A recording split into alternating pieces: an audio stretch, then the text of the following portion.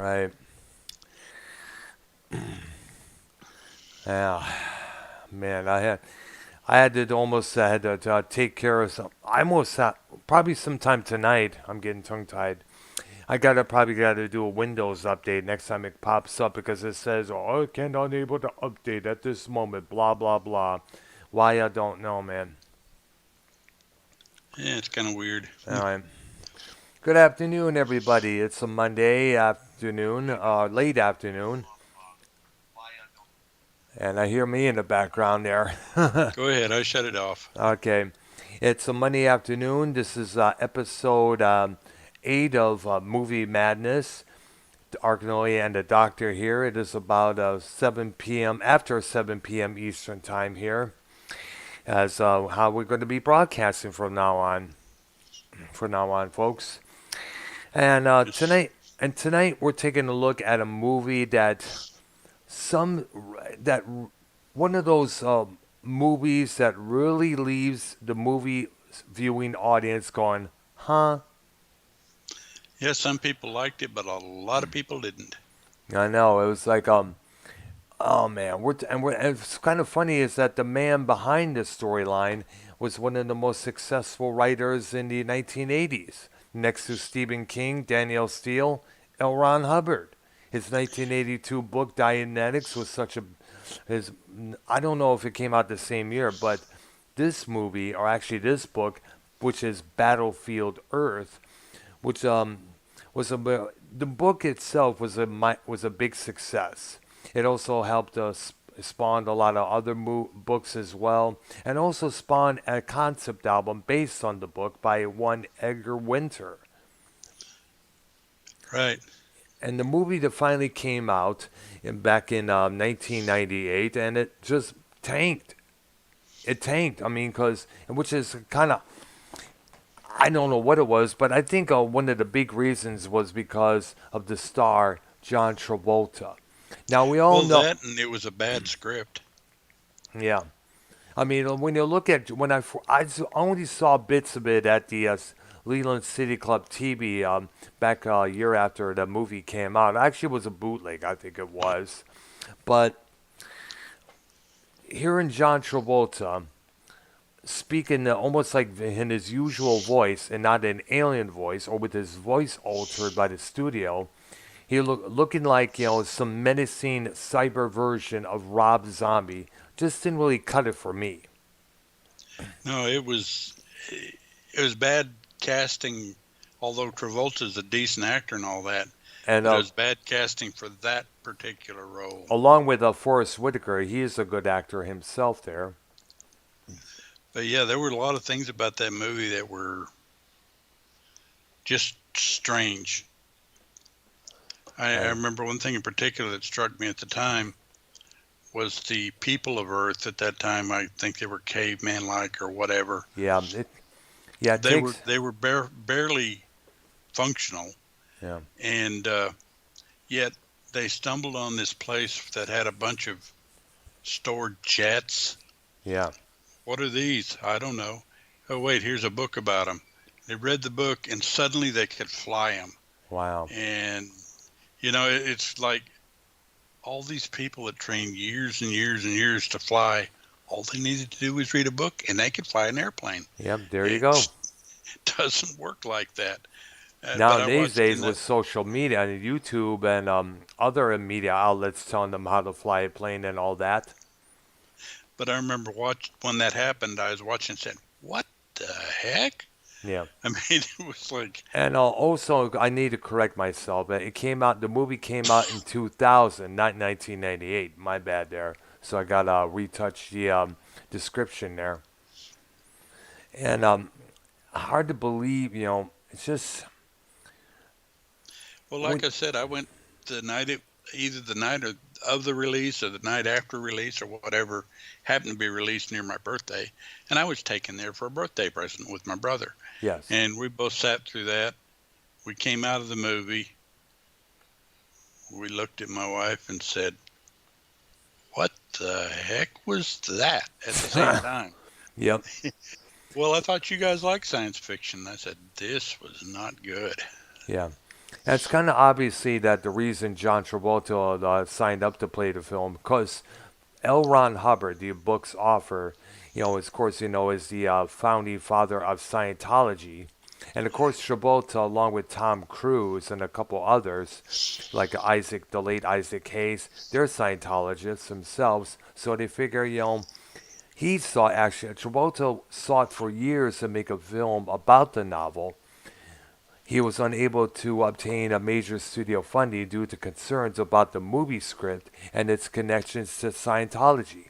In 1998, it was picked up by an independent production company called Franchise Pictures, which specialized in rescuing stars' pets projects. Production began on the movie in 1999, largely funded by the German distribution company Entertainment IG. Now, Travolta, as not only actor but as co-producer, contributed millions of dollars. He envisioned Battlefield Earth to be the first of a two-part. Wait a minute! Don't tell me something is wrong. There's not enough disk space to continue recording, Weird.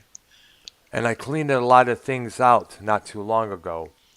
Well, if But you cut a recycle bin, it might be full. Empty it real quick. I believe that I emptied it out. Let me check, man. And an interesting thing too is originally Travolta was going to play the part of the hero and not the villain, the alien. But by the time they did the movie, they thought he's too old for this, Yeah. and basically said, "Okay, in that case, I'll be the villain." Uh huh. It's kind of weird that this happened because there were a lot of issues with this movie here. Now it says I'm still streaming. Thank goodness for that. Yeah. But hopefully there'll be no more problems here. Let me check. Open up a second tab.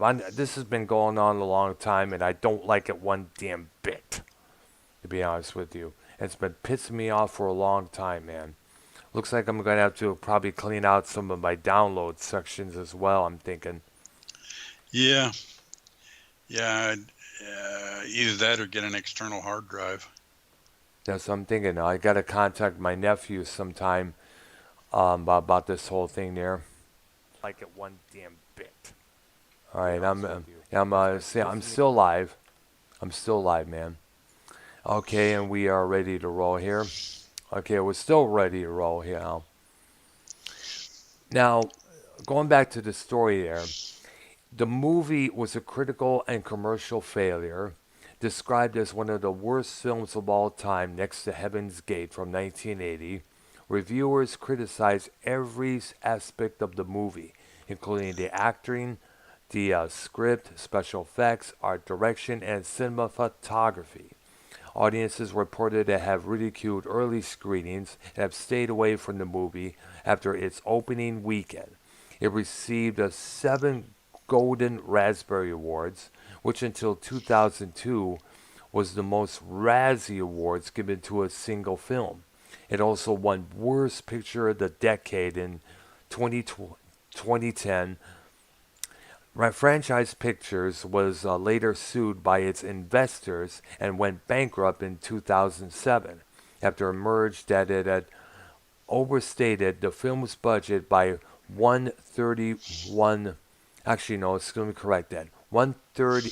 What am I saying? $31 million. Thus, coupled with its poor reception, ended plans from Travolta for a sequel. So because the movie was a bomb, the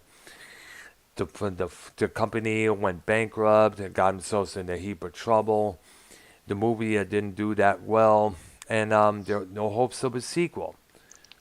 Yeah, I can't imagine that. Boy. Now, the story behind this, it takes place in the year 3000. Earth is a desolated wasteland. The Saichilos, a brutal race of giant humanoid aliens, have ruled the planet for 1,000 years and have used human slave labor to strip its minerals and other resources, with a special desire for gold. A few primitive hunter-gatherer tribes of humans live in freedom, but in a remote, hidden, both hidden and areas. But after 10 centuries of the oppression by these aliens, they have abandoned any hope of regaining control of their planet. Barry Pepper's character, Johnny Goodboy Tyler, rejects the universal hopelessness and leaves his tribe in the Rocky Mountains on a journey of exploration with a nomad hunter named Carlo, played by Kim Gotens. Both are captured by a raiding party by the Seychelles alien race and transported to a slave camp in the ruins of Denver, Colorado. The aliens plan for a base of operations. It is where their headquarters is, basically. A massive dome over the base protects the Seychelles from Earth's atmosphere, which to them is very, very toxic. At the camp, they meet a person named Terrell, Terl, played by John Travolta, who is the security chief. Him and his deputy, Kerr, K-E-R, played by Forrest Whitaker. Now, the superiors of Terrell have had him reassigned to his remote Earth outpost indefinitely due to one of the more unexplained incidents involving the senator's daughter. He plans to bribe his way back into the home planet by illegally mining gold in areas of high radioactivity. The Seychelles avoid such areas because radiation reacts explosively with the gas mixture that they breathe. Terrell observes that Johnny is a resourceful human and selects him to lead the mining operation. Johnny requires a comprehensive knowledge of human history, the planes that you were talking about, and literature, and in a Seychelles rapid learning machine. He defiantly declares that one day the humans will overthrow the Seychelles and retake their planet. An amused Terrell shows Johnny the ruins of Denver, its public library, and boasts that the Seychelles conquered all of Earth in only 9 minutes, early in the 21st century. Now, Johnny later spends his time in the library and is practically inspired by the Declaration of Independence.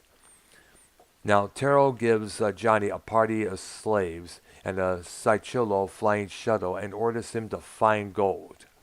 Johnny locates a plentiful supply of the long-abandoned Fort Knox. He also discovers an abandoned underground military base with working Harrier jump jets, weapons, and fuel. While they are supposed to be laboring in the mines, Johnny and his it kept followers. its fuel for 1,000 years and it didn't spoil. Amazing. Yeah, wow, interesting, man. Interesting, man. All right, let's see who's in. Let's see how my stream is on. Let me over here.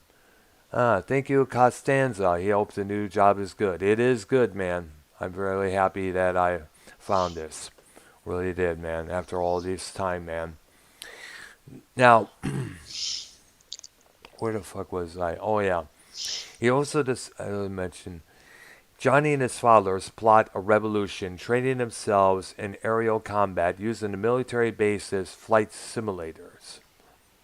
Now, after a week of training, the rebels launched their attack in a suicide mission. Carlo flies his Seychelles flying shuttle into the Denver Dome, destroying it and suffocating the Seychelles inside. Johnny captures a teleportation device and uses it to teleport a dirty bomb to the home world of these aliens, where it, of course, detonates. The radiation releases such reacts catastrophically within the atmosphere of this planet, destroying all life on the planet. The humans have retaken Earth, but face an uncertain future. The sole survivors of this alien race are, of course, Terrell, who is in prison inside Fort Knox in a makeshift cell of gold bars, as a bargaining chip in the event of a counterattack by these aliens living off of their home world. And Curb, of course, played by Forrest Whitaker, who joins the victorious humans in challenging project to rebuild civilization. Yeah, amazing. That they should be able to build it real quick as fast as they learned how to fly jets. Yeah. But then again, you got to remember this is going to require everybody within that whole, which a region of the country, let alone the whole world there, because we're talking about a destroyed Earth right here. Yeah, they got to learn how to get everything to grow again, things of that nature. How to farm, how to build factories, how to do this, how to do that. Because remember, this takes place in the year 3000, and after 1,000 years of rule by these aliens, so they're going to have these people now are going to have lots to learn when you think about it there. And not only that, radiation's made the dirt almost useless as far as growing stuff. Exactly. So I'm not real sure how they were going to grow food, or how, actually, for that matter, what were they eating? Good question there. We don't know. They'll probably, if there were fruits, if there was berries or whatever, who knows? Yeah, and even that needs good soil somewhere. Right. Okay, let me see if I can start recording again. All right. Now we're recording good. Well, hopefully we'll be able to this whole mention what we mentioned here or this earlier on will stay on recorded there. Well, of course it's going to go to the video files no matter what. Thank goodness. Right. I'm just pissed off that this whole thing keeps going on. I gotta definitely check the hard drive sometime when we're done here, because this is fucking going fucking nuts. I'm tired of it. Now, the development, as you know, was of course John Travolta's idea. In 1975, John Travolta converted to Scientology and became one of the Church of Scientologists' most prominent supporters next to Tom Cruise. Hubbard had sent Travolta an autographed copy of Battlefield Earth when the book was first published in 1982. He had reportedly hoped that Travolta would turn the book into a film, something in the vein of both Star Wars and Close Encounters of the Third Kind. While Travolta was interested, his influence in Hollywood at the time was not that good. He did a lot of flops, and his star was kind of like fading, up until, of course, Pulp Fiction. Or no, basically, let me take that back. Look Who's Talking with Chrissy Alley. Yeah, which was, well, a goofy movie in its own right. Yeah, but a little bit later. But then again, Travolta would really hit big when he starred in, of course, Pulp Fiction, with alongside Samuel L. Jackson, Jules and Vince. Yeah. Bruce Willis was in that movie too, I think. Yes, as I guess so. Was Forrest Whitaker in that as well, or somebody else?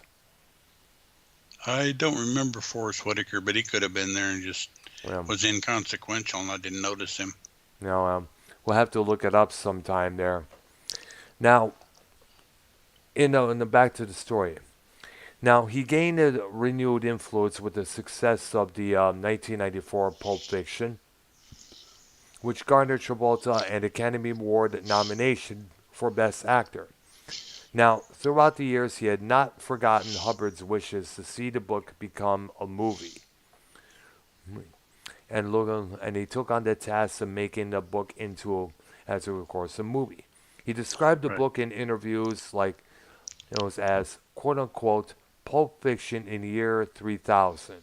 And another quote, like Star Wars, only better.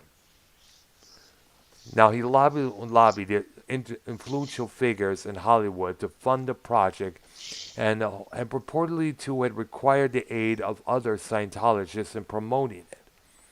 According to Bill Mechanic, the former head of 20th Century Fox, he said, quote, John wanted me to make Battlefield Earth. He has Scientologists all over me. They come up to you, they know who you are, and they go, we're really excited about Battlefield Earth. This did not impress the movie executive. He was like, quote, do you think in any shape, way, or form that weirding me out is going to make me want to make this movie? I mean, come on. They were trying to intimidate and harass him. Of course they're not going to do that, man. Come on.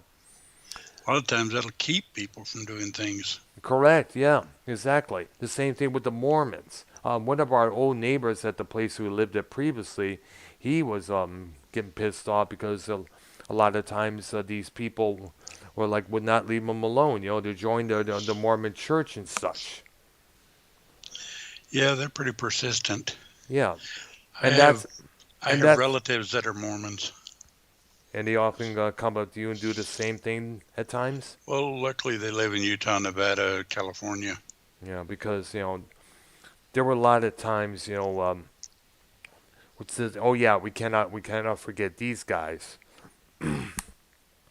The son of a bitch. I'm gonna try and do something here at the same talk at the same time.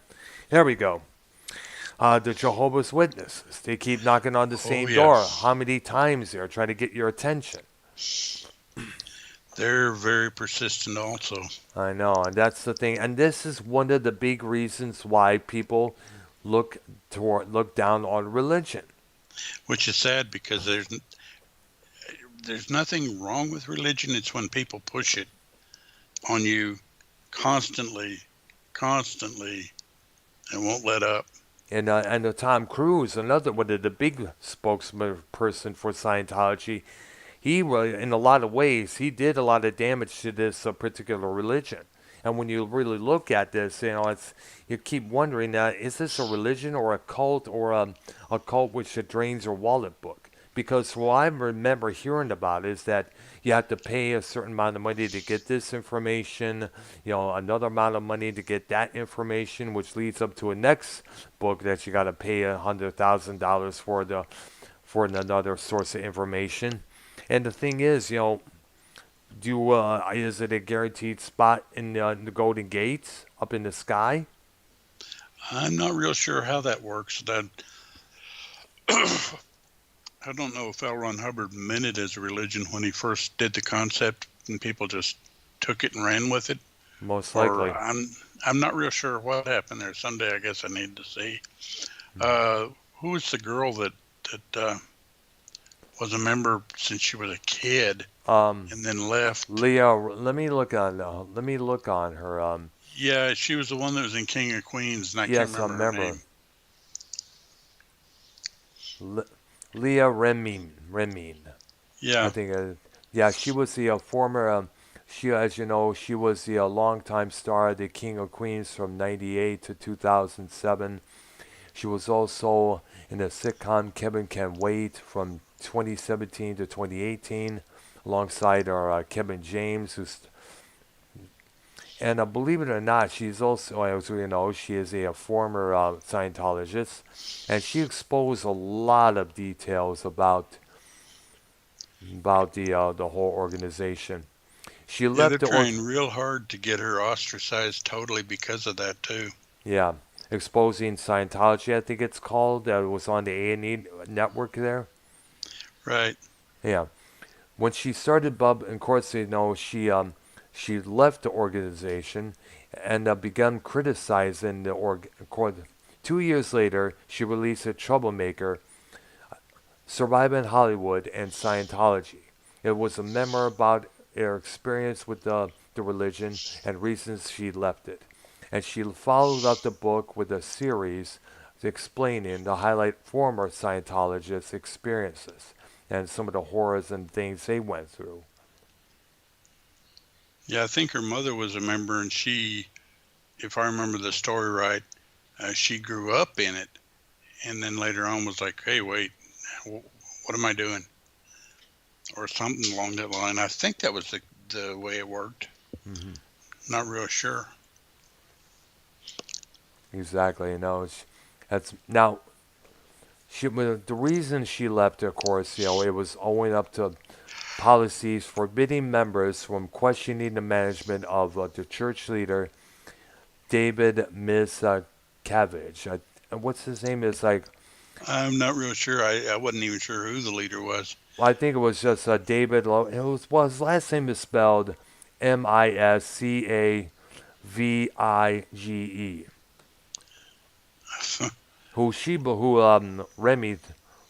Remy is.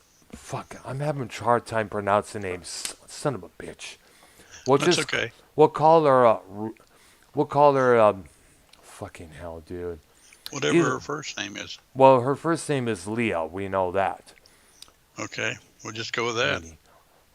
Remini. That's her last name. That's Remini, how yeah. Rimini. Yes. There we go. Now, she let basically their daughter. She basically she she helped the fucking hell. There we go. I gotta look it up now. She believed the leader of this church was corrupt and the report abuse of members by its Sea Org religious order. Its policy of disconnection and its practice of branding those who have left the church on their own accord as suppressive persons. According to former high-ranking Sea Org member Mike Rinder, her problem, Rimini's problems with Scientology began when she was asked about the whereabouts of the leader's wife, whose name was Shelley, in the, at the 2006 wedding of both Tom Cruise and Katie Holmes, another person who headed up with Scientology. That's why she probably left Tom Cruise to begin with. Yeah. Because I understand Scientologists are considered control freaks. That's what I understand. Like I said, I'm not that familiar with them or the religion, and I call it a religion loosely because it's really not a religion per se. Yeah. Basically, it all is just summed up short. I don't want to get sidetracked from the original topic of the movie here, but basically, she claimed that she went after Scientology by interviewing former Scientologists and having them describe their harsh experiences within that cult. And it is a cult, by the way. Now, Yeah. during the 2013 appearance on the Ellen DeGeneres show, she discussed her departure from the religion and the loss of friends who are still at their church, who, according to Rimini, are not permitted to have any contact with her. But so basically, if you're not one of us, you're an outcast. That's one thing that really pisses me off because I'm not going to discriminate someone who is atheist. That's for sure. And No, I'm a basically, I personally feel like everybody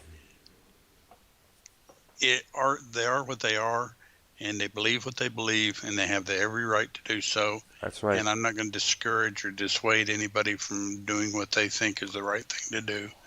And I mean, it's just, I guess, my own feeling on that. Yeah.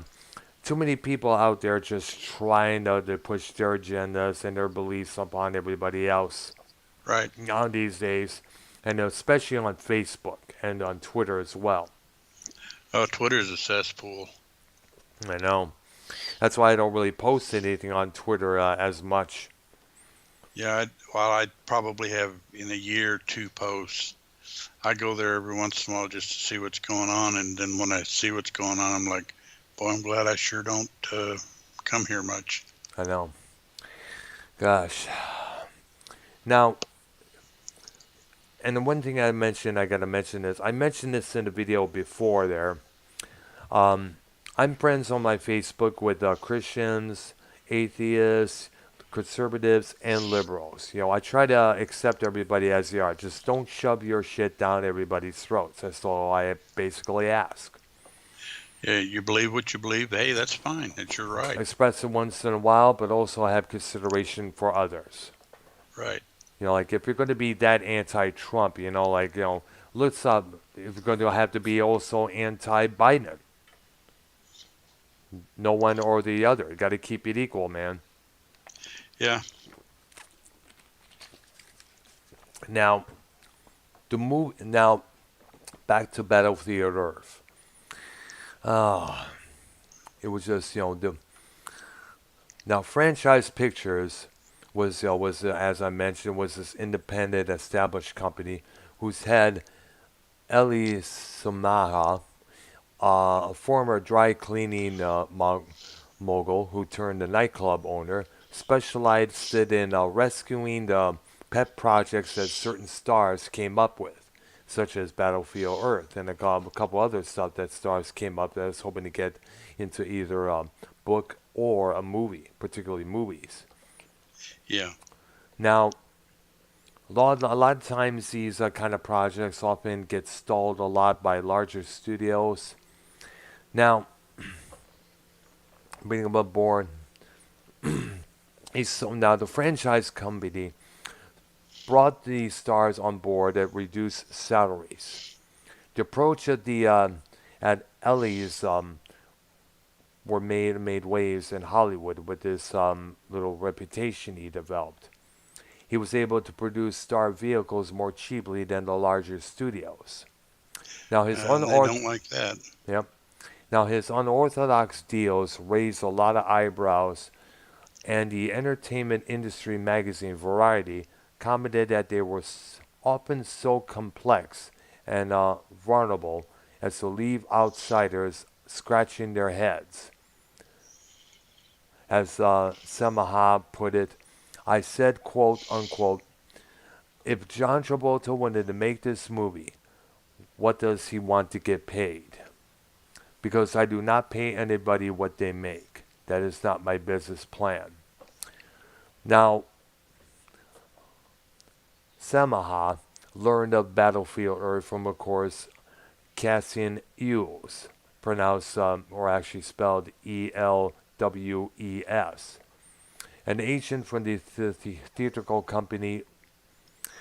William Morris approached Travolta, and a deal was soon struck, and financing was arranged. Travolta significantly reduced his normal fee of $20 million, lowering the film's cost from the $100 million that had been previously been forecast, and costs were reduced further by using Canadian locations and faculties.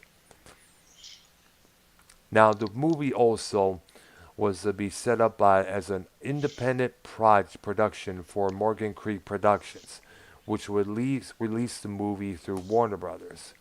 In the United States, under existing distribution agreement, Travolta's company, JPT Films, was also involved. Travolta invested $5 million of his own money into the production. Warner Brothers, you know, allowed it $20 million for the film's marketing and distribution. Franchise Pictures obtained the foreign rights, licensing the foreign distribution rights of the German group Entertainment AG in exchange for 47% of the production costs. Don't tell me it's stopped again. Yes, it has. Motherfucking son of a bitch. I hate this motherfucker. Wish you wouldn't do this, man. Have to wait and see at the outcome. Either way. Now, where was I at?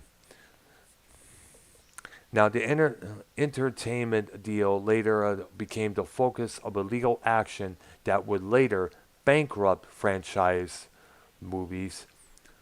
Samaha forecast that the film would be a hit. He said, my projected numbers on Battlefield Earth are usually really conservative. I'm already covered internationally, and there's no way I'm going to lose if this movie does 35 million domestically. And Travolta has never had an action film do under that amount. Sadly, it didn't work out that well. The movie came No, out. It was a bad movie there, sadly. it was universally panned. Yeah, The critic, absolutely. the critics, basically, out of 152 reviews, it had a score of 3% on Rotten Tomatoes. Yeah. and the people, it had an average score of 9 out of 100. Wow. That low percentage actually liked the movie. I'm amazed anybody did. Gosh, man. Wow. And the That. film was given a grade of D plus Mhm. on an A plus to F scale. So apparently there are a few people out there that were going, hey, it wasn't so bad. Because I can't imagine anybody going, wow, this is good.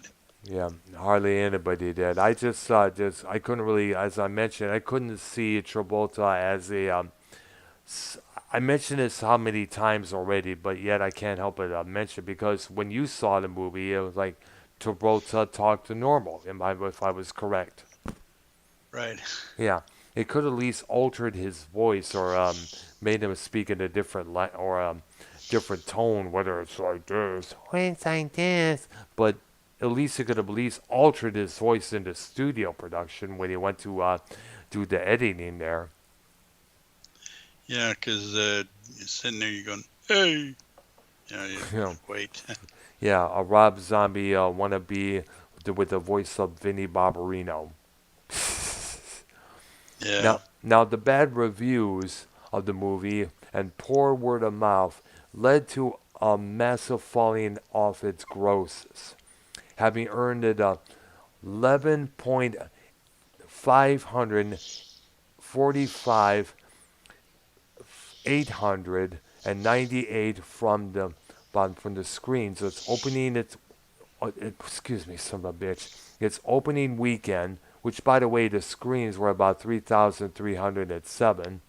It its take collapse at a 67%, and given an average of 1,158 dollars per screening. Yeah, people were beginning to spread the word. Yep, Don't go here. Do not watch this movie. Not unless you want to be, bored out of your skull, or sit there and wonder, what the what in fuck? the world? What the hell, man? Oh, jeez. So basically, the movie only earned it about, let's see. Let's see here, if I tally up the total here. There we go. 21,000, $685 in the States and in Canada. And internationally, it was about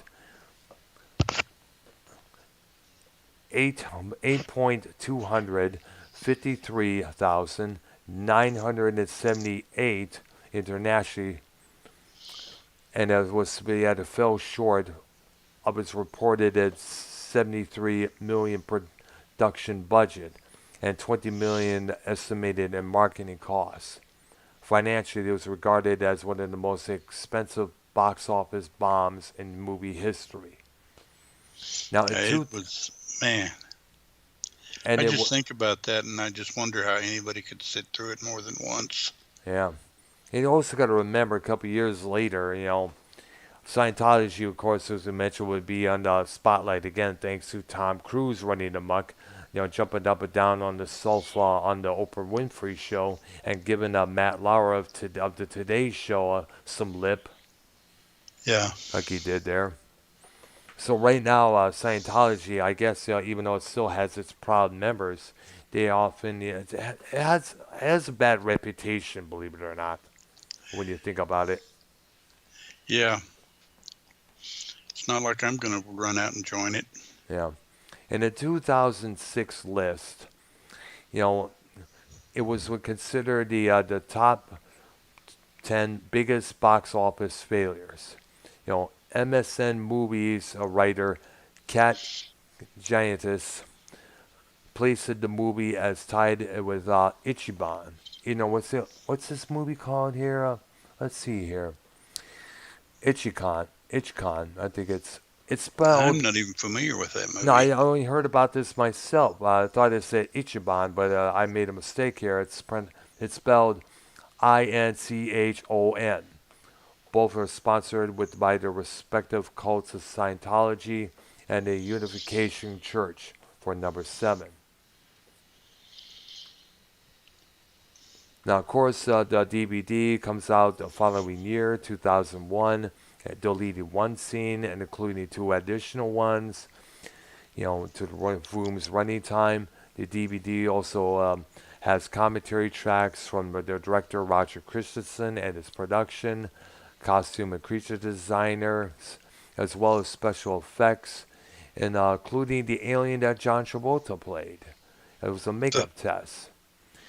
Now, from one of the writers from Sci-Fi Weekly wrote that, quote unquote, the Battlefield Earth Special Edition DVD is packed with information offering an enlightening glimpse into the creative process behind this imperfect but entertaining picture.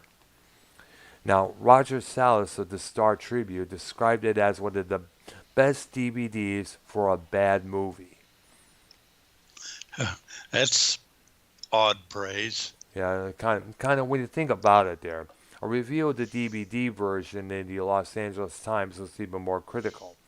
Quote unquote, it said, a dated visual style patched together some special effects and ludicrous dialogue combined into a film that is a wholly miserable experience.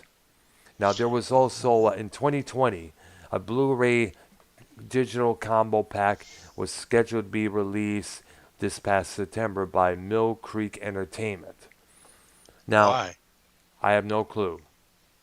Good. Now, remember, there are people out there who like to watch bad movies as an Well, entertainment yeah, form. actually, I do too. But Mm. this one's almost on the verge of being bad enough that I'm not really interested.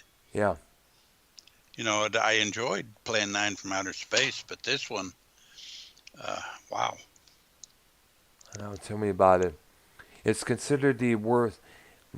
Now, let me get this up out of the way. As of September 2000 on Rotten Tomatoes, the film had a score of 3% based on 152 reviews, with an average rating of 2.25/10. The critical consensus stated, quote unquote, ugly, campy, and poorly acted. Battlefield Earth is a stunningly misguided, aggressively sci-fi bad folly. Yeah, and there's been tons of bad science fiction movies, Yeah, but most of them have been enjoyable to watch. yeah. Plan 9 for Not Howard of this one. Space, The Adventures of Buckaroo Banzai. There's another one out there that's supposed to be a sci-fi comedy called that had Jeff Goldblum and excuse me there, it's my bad. And also started Julie Brown from the MTV VJ days there. It was a movie called Earth Girls Are Easy that came out in 1989, and Right. often praised a lot of times, even though that they considered that movie to be bad. Yeah, I mean, it wasn't totally unwatchable. Yeah. Very few movies are totally unwatchable. This one approaches. Gosh. It's funny, I'm reading some of the reviews. Mm-hmm. Roger Ebert said, let me find it, quote, taking a bus trip with someone who has needed a bath for a long time, it's not merely bad, it's unpleasant in a hostile way. Damn. I watched it in mounting gloom, realizing I was witnessing something historic, a film that for decades to come will be the punchline of jokes about bad movies. I know. It's like, And Leonard, and Leonard, no, there you go. I thought I heard myself there for a second. And Leonard Maltin rated the movie a bomb, B-O-M-B, capital letters, in his book, Leonard Maltin's Movie Guide. Said it was the clumsy plot, misplaced satire, unbelievable coincidence, and a leaden pace trample, Travolta's weird but amusing performance. Now, another critic named David Bellier gave the movie 1 star out of 4 in the TLA video and DVD guide, saying that this is disjointed, tenuous, and every bit as bad as its Tedious, yeah. reputation. Jon Stewart, the guy behind that guy who hosted those shows on Comedy Central, he mocked the Yeah. movie on his television show The Daily Show, describing it as a cross between Star Wars and The Smell of Ass. Yeah. I can't fault any of those. So I can go on a little further on, but I don't think we have that much time there.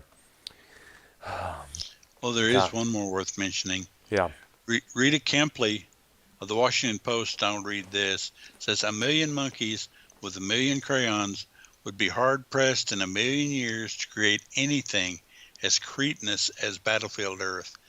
This film version of L. Ron Hubbard's futuristic novel is so breathtakingly awful in concept and execution, it wouldn't tax the smarts of a troglodyte. wow. That's pretty severe. It's very severe. So now I wonder, geez, Travolta invested so much into this movie. He had hoped that he could please the father of Scientology. He was It hoping didn't to, work. and it did not work. They were predicting it was going to be a bomb. The guy who ran the franchise pictures, he was predicting it was going to be a massive hit. That didn't happen. I No. wonder. I wonder what the hell John Travolta was thinking after reading all these stories here. Did like hide his Uh, head in shame or what? well, basically, I think the first reaction is probably, oops. Of course, I could be wrong. Yeah.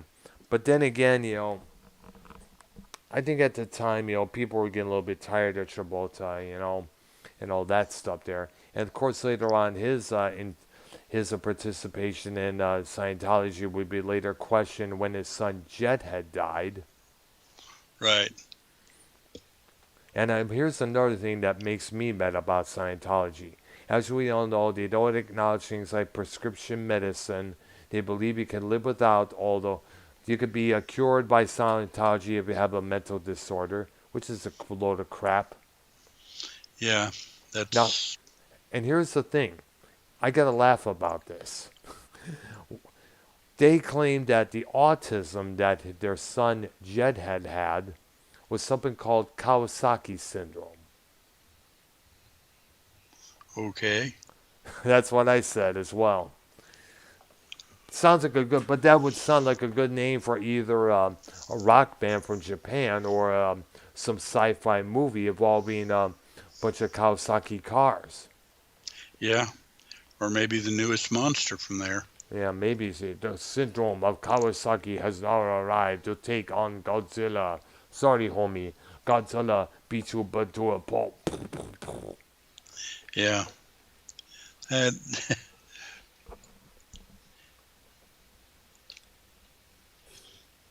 Kawasaki this, motherfucker. well, actually, Kawasaki is a motorbike, I believe. Oh yeah. Well, either way, just see the idea of giving it that awkward of a name just for a syndrome just blows the fuck out of my mind, man. Yeah, it's kind of weird. Was that you, man?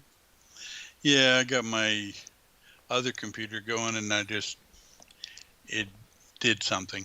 Oh, okay. Nothing bad, but Yeah. Well, it lets me know. I'm still streaming. Thank goodness for that. I'm gonna, like I said, I'm gonna have to do some work on this damn computer here. All right, when I get done here.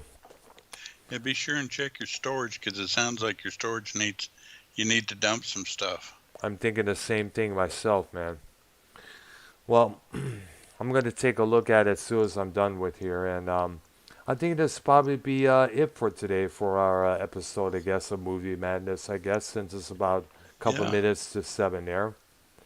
yeah, and that was a fun read. I mean, that was it brought back. I don't want to say painful memories because it's not painful memories, but Awkward. it brings back memories of boy, what a 2 hours I wasted. More like But puzzling memories, so because you came out of there being so damn puzzled, you didn't know what to think next. yeah, I was sitting there going, "What the heck was that all about?" I mean, it made no sense. There was absolutely nothing about that movie that made sense. Nope, not at all. So that's pretty much that's all I That's could pretty say. much going to put a ribbon on it. Yep. Oh gosh, I got to keep myself from laughing when I think about Travolta looking like the way he did in that movie. I'm sorry, that was just all out cheese ball right there, man. That's all I can really say. That's about it. I'm at a loss for words myself about the whole thing there. Yeah, And yeah, one it one was. thing one thing I also question those things that are coming out of his nose. Yeah, I don't know who designed the costume, but even that just lent to the whole thing being just what it was. I don't know, were those air tanks or the oxygen hoses because of the atmosphere on Earth, or Yeah, or did he that was just what they forget? were having us believe. So Yeah, we'll go with it. Whatever, you know. or what? Made them look like weird fish, but you know. No, it made them look like they had these long stem of boogers hanging out of their nose, and he didn't have any toilet of tissue paper to wipe them with. Yeah. Well, it probably got wiped out in the Holocaust. Yeah, most likely. Okay, I guess that's going to do it for today's episode of Arknolia and the Doctor. A look at the Yep. episode 5 of Battlefield Earth. And tomorrow we're gonna go visit the Who for a while, and Good. that's gonna be fun because I've been reading on them. And Nice. Wednesday we'll do the Outer Limits, That's right. skipping Thursday, and Friday we'll probably continue with the Who because that's. Most likely we I will mean, I be. read stuff I didn't know, and I thought I knew the Who pretty well. Yeah, So it will be an interesting read. absolutely there. So for Arknolia and myself, this is Arknolia and the Doctor with Arknolia Stroke and Bean and Dr. Earl W. Brown.